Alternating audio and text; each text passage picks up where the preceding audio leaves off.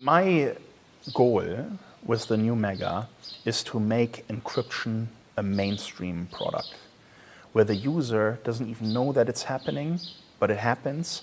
And we want to use the API that we have created so that third-party developers can use our technology and create, voice over IP, calling, encryption, can use our technology for email services. We want anything that is transferred over the internet to have an encryption layer so that you have your right to your privacy. It's a basic human right. In the United Nations Charter, Article 12, it says every human being has the right to privacy.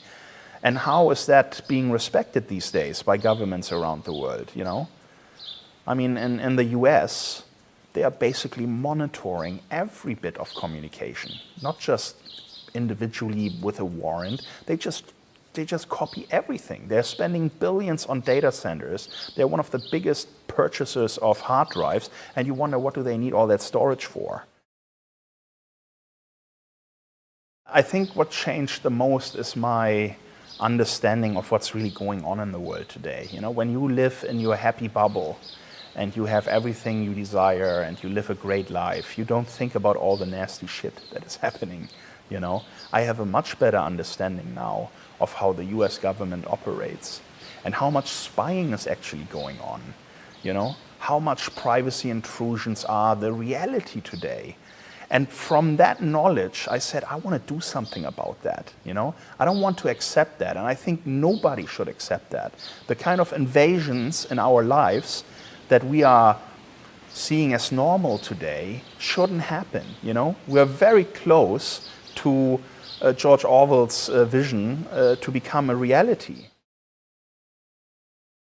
I think copyright has a right to exist. If you create something, you don't want someone else to go and profit from it. You have your right to make a living and everything. So I respect copyright. What I don't respect is copyright extremism. And what I don't respect is a business model that encourages piracy.